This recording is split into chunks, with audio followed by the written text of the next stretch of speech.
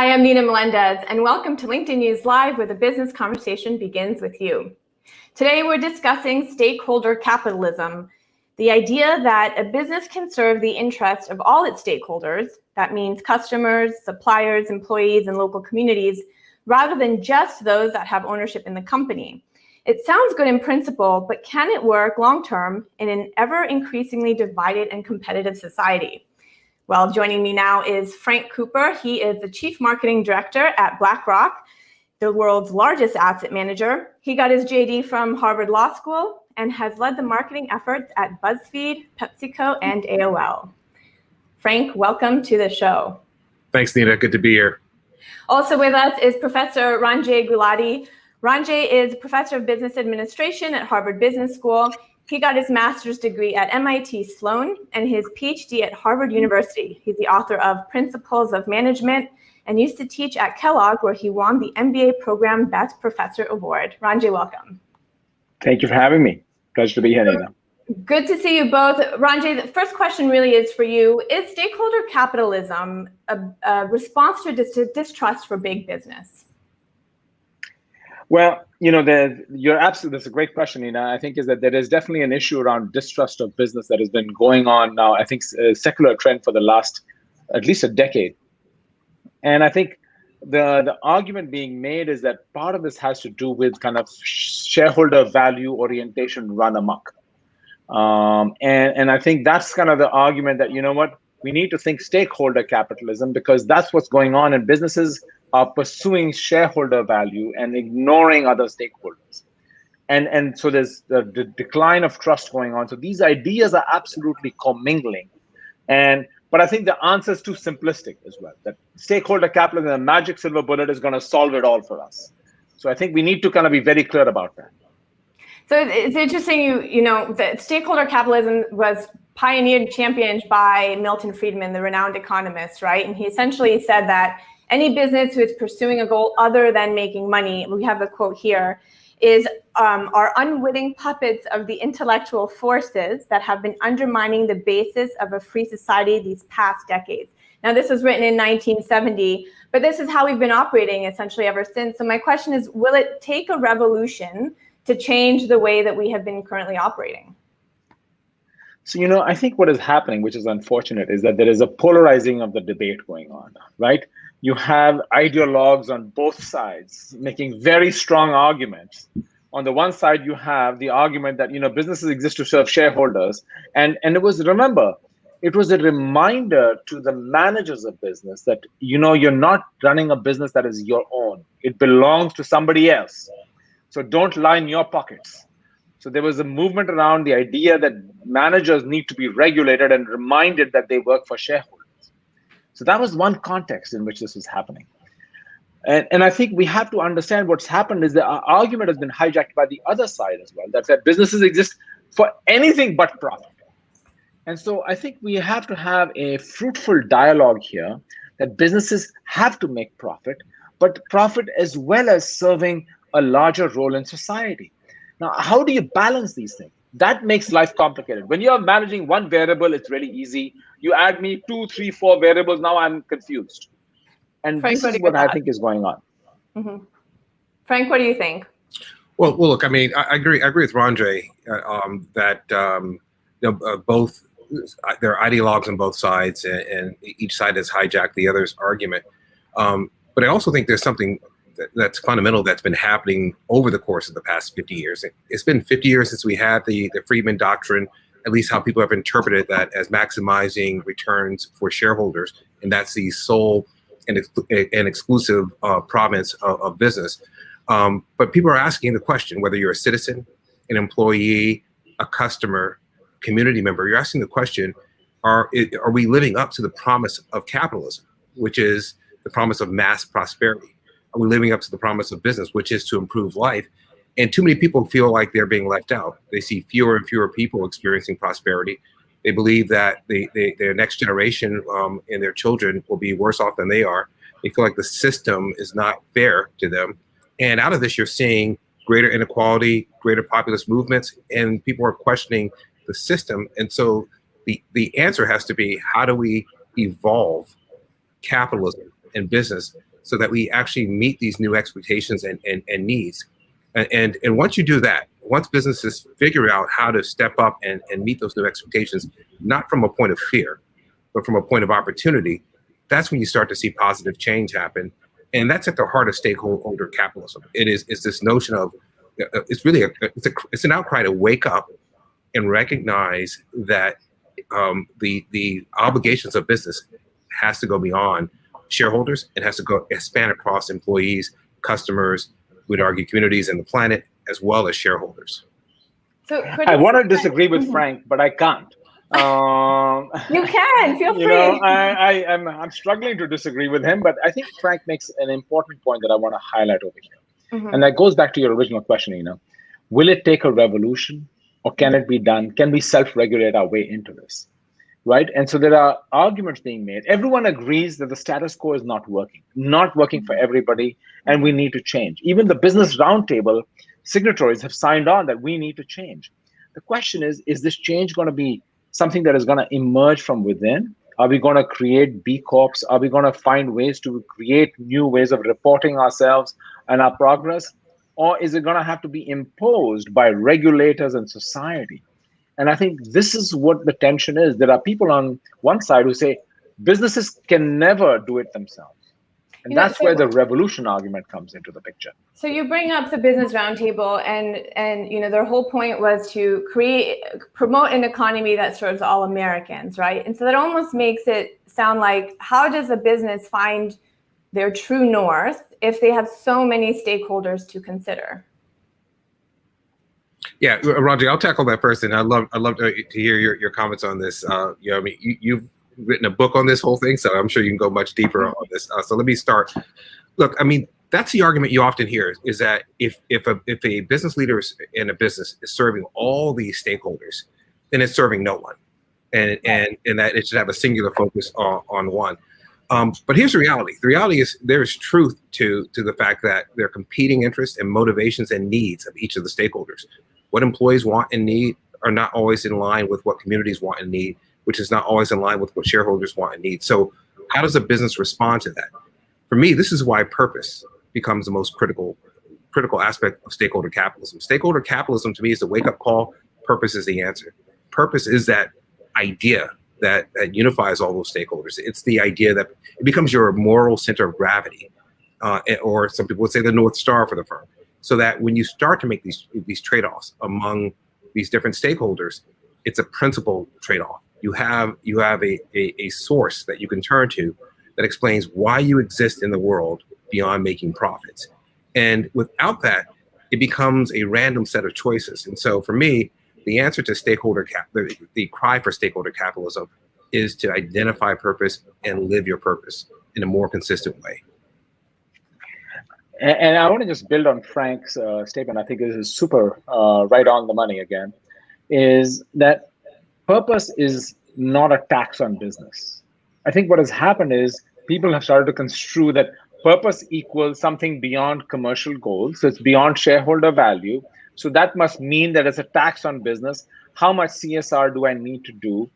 Purpose is actually central to a business and actually can make you do better. Doing good and doing well can happen simultaneously as well. Now, how can that be? It not only gives you directional clarity, it allows you to energize your employees, allows you to align with your customers and work on your brand and build loyal customers and engage with your communities. So you end up with what I think is, it's a moral statement. So yes, it gives you that North Star, but it also energizes your business and allows you to get more done. The other part of what Frank said, I think, is important, is we hold on to the idea of win-win. This is another kind of cliche out there, that purpose, win-win. Win-win actually can be dangerous, as some people argue. There's a fallacy of win-win, which means I'll only do something good if it also means I can make money from it. And that is not acceptable anymore. How do I then really work that line of doing good and doing well? When do I give up something? That is where I think people are getting stuck. And I think leaders find it very hard to think through, how do you navigate the trade-offs? And that's where purpose comes into the picture. Why are we here? Let's think back to that. Ranjay, I want to pause the conversation very quickly, say hi to some of the members who are joining us live on the stream. We have Richard from LA, Ariam from Wisconsin, and Stephanie from Phoenix. Really good to see you all. If you have any questions for Frank Cooper of BlackRock or Harvard Business School's Ranjay Gulati, feel free to put them in the stream. We'll bring them up in the conversation. I think of what you both are saying. It sounds so lovely, but I think of companies, let's say a coal mining business, right? Where you are inherently, by virtue of your business, destroying the earth or, harming the natural environment around you. Is stakeholder capitalism something that is only reserved for certain types of business, or is this really something that can, go to far-reaching businesses who, like a coal company, like a mining company or something like that? What are your thoughts? I want to cold call Frank for that question. That's a hard one. All right, Frank, then you take it. What do you think? What do you do? You really are cold calling me. Well, let me jump in then. So look, so this is why I'm moving away from the term stakeholder capitalism, because I feel like that's the beginning of the conversation. Stakeholder capitalism basically says when you make decisions, when you think about who you serve, you should go beyond shareholders and think about employees, customers, suppliers, communities, the planet, as well as shareholders. Great. But it doesn't answer any questions about how do you do that? How do you balance it? And that's why Ranjay and I both are saying purpose becomes critically important. And purpose is why you exist in the world. How do you contribute positively to society? So even if you're a coal mining company in West Virginia, you should answer that question. Every single company, no matter what industry you're in, has some externalities that will prove negative to society in some way. Every single one. AI company will be accused of shifting jobs in ways that actually will increase unemployment in certain areas. Electric cars, some people will say, have an issue in terms of it doesn't really solve sustainability in a fundamental way, and again shifts the economic base. You can go across the board for every single industry, big and small companies within each of those industries, and they need to find what is their source of purpose. Here's the trick, though, to me. You can easily say, okay, find your purpose, and everyone says, okay, I got a purpose, I put it up on the wall, and we're all good. I think the hard part is how do you make purpose real? And to me, to make purpose real, you have to embed it deeply in your company, and it starts with your employees. Your employees have to have a personal connection to your company purpose statement. If that doesn't happen, it all falls apart. You have to be able to articulate it internally and externally. You have to live it through your strategy, your innovation, your talent and hiring and retention.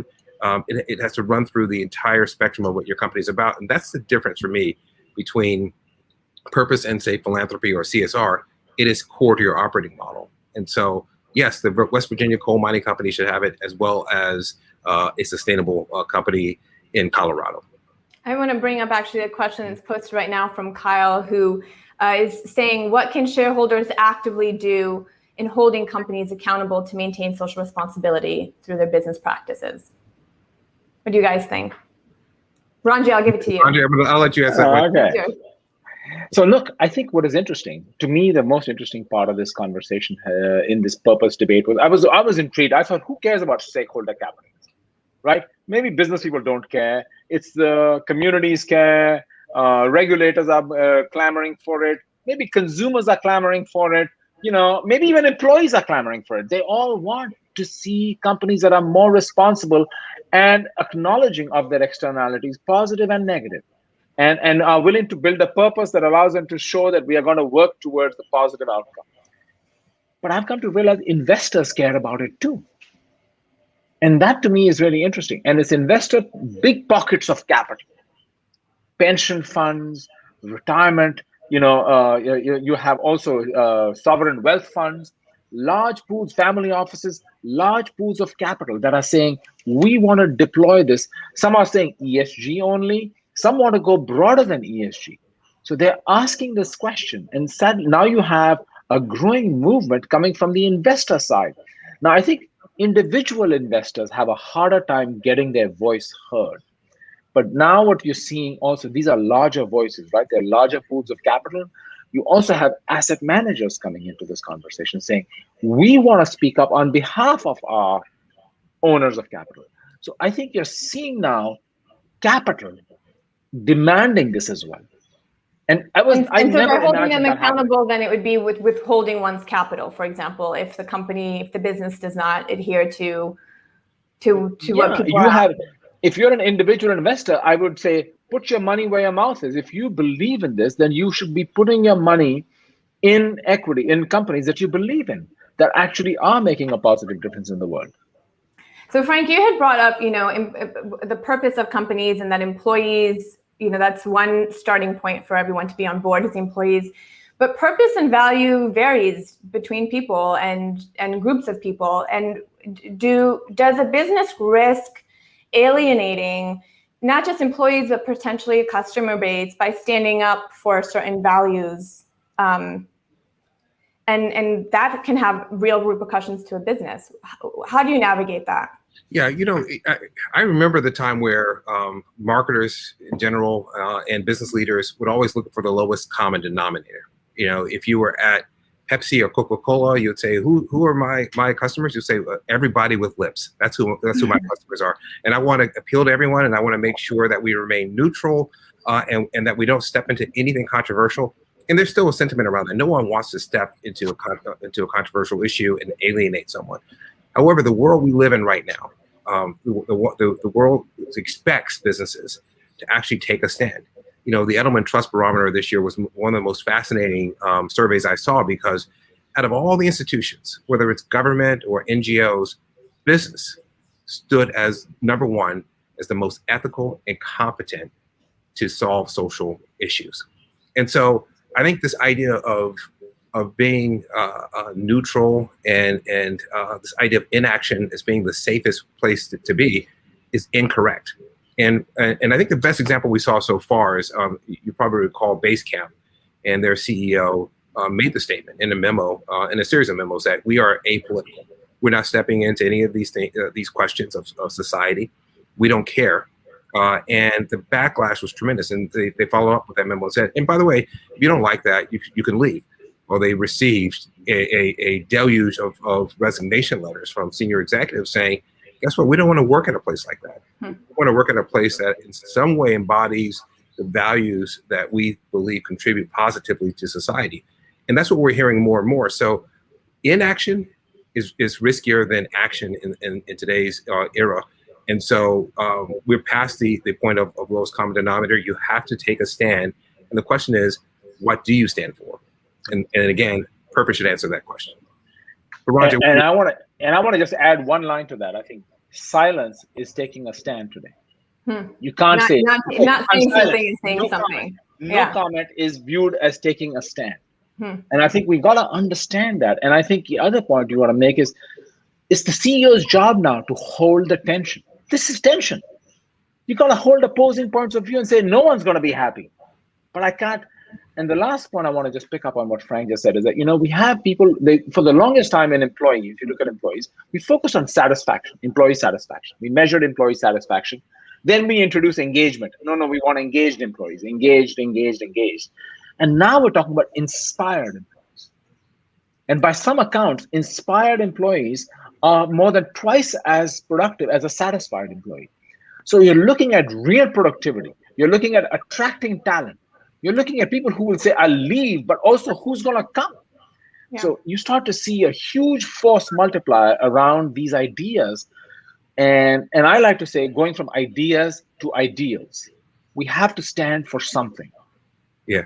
And I'll tell you, Ranjay and I, because we talk about this a lot, and we try to listen to those who are really skeptical. And one of the things we hear is that leaders will say, like, so what? I got to get up every morning and hug a tree. I gotta cheer my employees and get them fired up and inspired.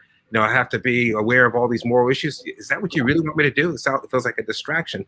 And for me, the way to simplify it is, we're not asking business leaders to suddenly flip 180 degrees and forget profits and forget about operations and forget about strategy. What we're saying is that they need to become more aware. This is basically about consciousness raising, and so that you become more aware of these other stakeholders, that you become more aware of the impact that you have, but then you think about it in a positive sense, that it's not, rather than thinking of this as a burden, how can you leverage this in a way that makes the company stronger, particularly stronger longer term? And that's the pivot I think we're looking for. Next time a CEO asks you if they should wake up and hug a tree, be like, yeah, why not? I know, it's true. I want to bring up a comment by Carlos Ferrandis. He posted in regards to the post that you put up, Frank, I believe, about this show, saying that if the desired result is long-term profit, then being responsibility-driven will drive it. Companies that promote values will attract more customers and therefore produce more profit. As long as humans are doing the buying, emotions will drive purchasing behavior. So this question is for you, Professor Gulati. You used to lead the behavioral unit at Harvard. Does Carlos have a point? Carlos said it very well, and I can't agree with him more. I think what you start to see is people want to believe in something. I think there's and I think you're trying to, in some ways, and he touches on that, is you're trying to change the connection people feel towards their work. I think and there's lots of people talking about this, that increasingly people look for more meaning out of work as other aspects of our life lack meaning. But at the same time, what we're saying is, what do we believe in? And it has to be an ideal, not just an idea that, oh, we are a company that sells widgets and we do those widgets really well. And it's an aspirational ideal. And it doesn't have to be, we're here to save the world and we're going to grow trees everywhere.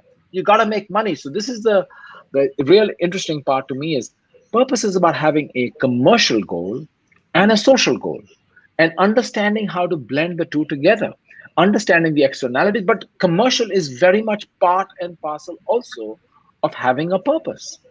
I actually want to bring up the Harvard Business Review article that you both wrote on this subject. And it was, you were giving some guidance on how a company should determine their response to a circumstance. You said the questions they should ask is, how might you best deliver on your reason for being, even if certain stakeholders don't benefit as much as others? If your business must make painful cuts, how might your purpose guide those decisions? Do any new opportunities exist to deliver value to society, even if a commercial purpose doesn't yet exist? And I was drawn specifically to that last sentence, that last question, because it seems just so difficult to me to sell an idea that doesn't have a commercial logic, only a societal value, to people participating in a capitalist system. How do you do that? Is it marketing, Frank, or is it just, how does one do that? It's not marketing. It is a core belief that the ultimate goal of your company is your purpose. And I looked at what Brian Chesky and Airbnb did during the crisis, and to me, it's a perfect example. When he decided that we're holding on to $1 billion of money that we don't really own, right? It's money coming from the renters who want to rent property from the host. And what Brian decided was that, you know what, we're going to do the thing that we believe is at the core of our company, and that's the most principled decision for our company. We're going to give the $1 billion back to the renters, but we're going to supplement, because we know our hosts are going to suffer through this period. We're going to give them a separate fund to make sure that they actually can survive through this period of time. And what Brian said to me was really fascinating. He said, from that point on, I decided not to make commercial decisions only. I'm going to make principled decisions, because those principled decisions will lead to commercial outcomes long term, because that's the foundation of our reputation. That's the foundation of our brand. That's actually what inspires our employees. And it may not pay off today, and I can't tell you exactly what the commercial outcome is going to be, but I do know if I get those other three things right, that it will pay out long term. And I think that is the lesson. But that works for Airbnb, for example. They're a huge company. What about the smaller businesses who really need to focus on profit in order to get going?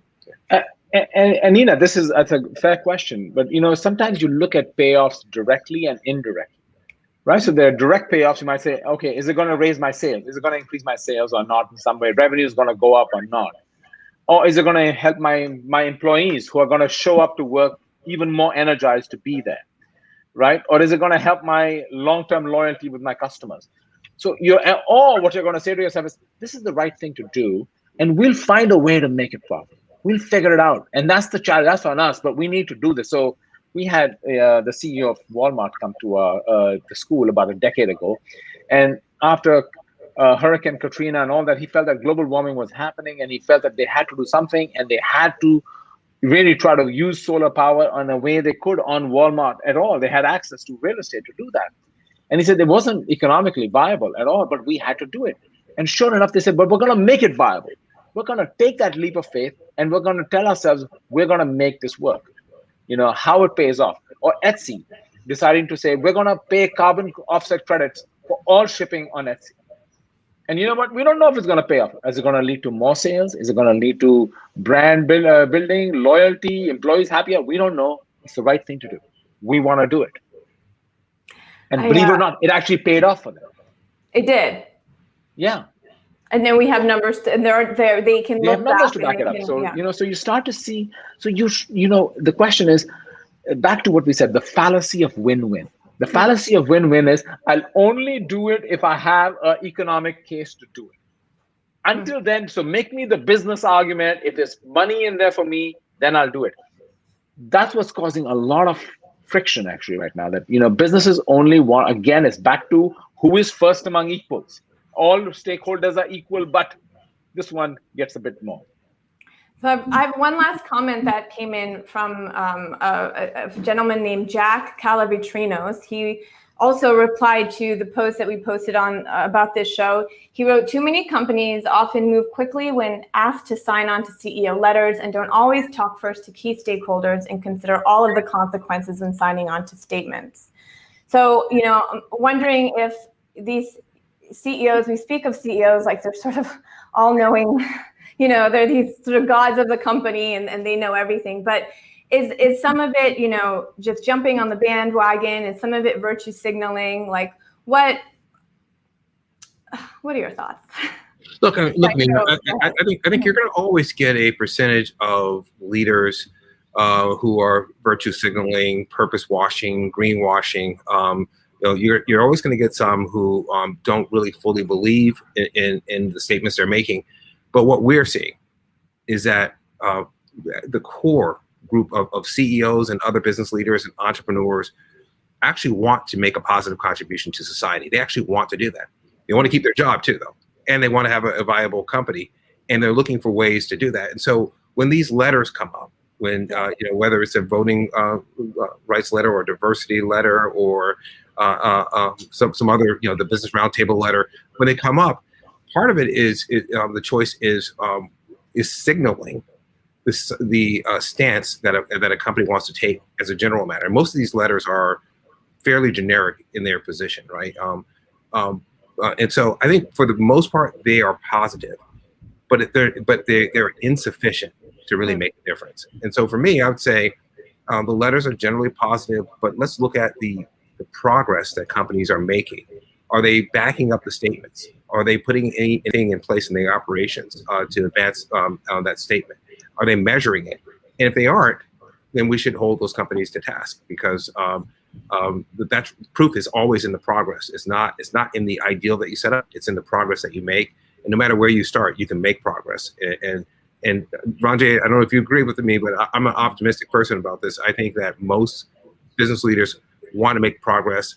And if you can take away the fear of being transparent about where you're starting, I think you'll see a lot more companies and a lot more leaders step into the fray and start to move forward. So it's the future of stakeholder capitalism then that all companies will essentially become B Corps in the future? Where's the line that differentiates them? So I wouldn't say B Corps. I think that's a certain kind of model of governance. I think Frank's point, is a really important one. First of all, I think he's making clear there's a lot of cynicism out there, rightfully so also. There's been a fair amount of purpose posturing out there. But Frank and I have been interviewing and talking to people across the board in different industries. There's a growing movement of actual real role model companies out there. So companies that are actually trying to do this. It's hard work, but they're trying. And I think if we can showcase them, it gives others the courage, the confidence, and say, you can do good and do well. It's not an either or. Even if you have a legacy business, how do you transform that legacy business? How do you start to imagine a possibility? I think it's really the imagination. And if we can showcase that idea, otherwise this will again die another kind of death, like saying yet another fad, yet another management. And that's why And I think I call it going from shallow or convenient purpose to really going for deep purpose. If you're really going to pursue deep purpose, and which is the title of my next book, is that, is it really around this idea that how do they take it seriously? And Frank and I have been on this journey together and seeing there are companies out there doing it. I have so many more questions for you both, but I have to leave it there. Thank you so much for joining me, letting me pick your brain. I appreciate you spending time with us here on LinkedIn News Live. Thanks, Dina. Thanks very much. That was Frank Cooper, CMO of BlackRock, and Professor Ranjay Gulati, who's professor at Harvard Business School. And Thursday, we've got a great show for you guys. My colleague, Caroline Fairchild, will be breaking down the caregiving crisis with the CEO of Care.com, Tim Allen, and Time's Up CEO, Tina Chen. I'm Nina Melendez. Thanks so much for watching LinkedIn News Live.